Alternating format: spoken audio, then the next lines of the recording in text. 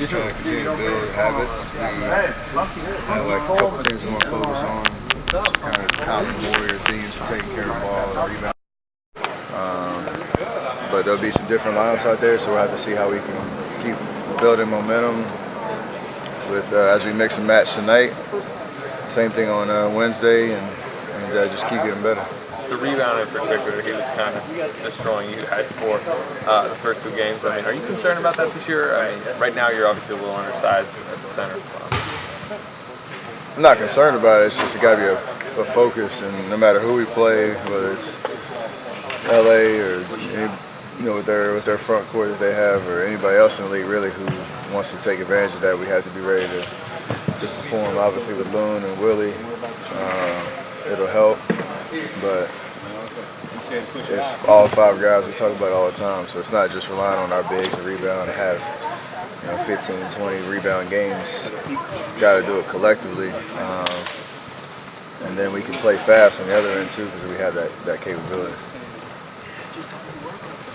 Steph, now that the Lakers and Nets are back from China, what are your thoughts on how the league handled all that, basically shutting them down from talking the whole time they were there? They did what?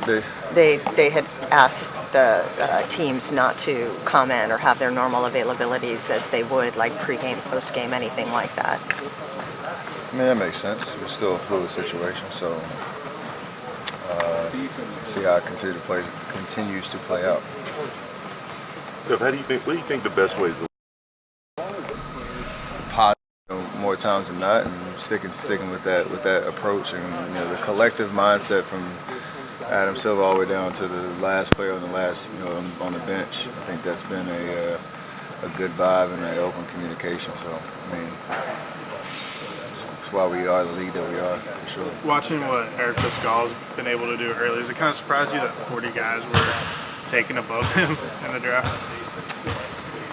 I'm glad that he's the guy that we can. Those guys that go under the radar or overlooked or underrated, if you will. We'll start a plug there. But it's always nice to have a guy that has confidence in himself and his abilities, and has shown the bright spots this early. So,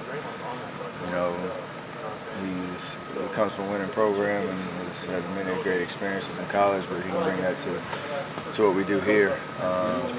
But he's versatile as well. He can play a lot of different positions and do a lot of different things. So we've got a great opportunity with us. Hey Steph, I recall at your summer camp you mentioned. Nice hat, by the way. Thanks. I recall at your summer camp you mentioned recovery as a major issue for you, or a major focus point. How important is that to you? Like, if you had to rank everything, how important is recovery? I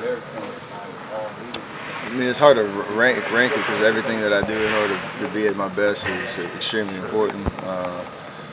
Without prioritizing it and making it a daily thing where you get as much sleep as you can, watch what you eat, the recovery and treatment philosophies we have around getting my body back, keeping it healthy, injury prevention, all that type of stuff, and just the way that you get rest.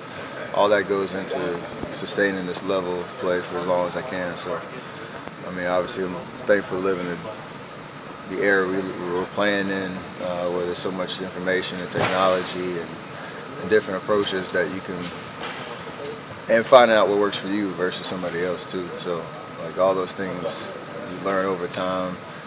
You continue to evolve and get educated, and for me, it's been working. Steve was saying yesterday he feels like you're at your peak. Do you feel like that?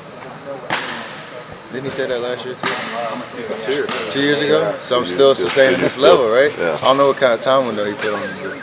He said you had a couple more years. Yeah, I like that. So he said 2 years ago, I'm trying to prove him right, and then he'll say it 2 years from now, and then I'll prove him right again. For sure. All right, thank you.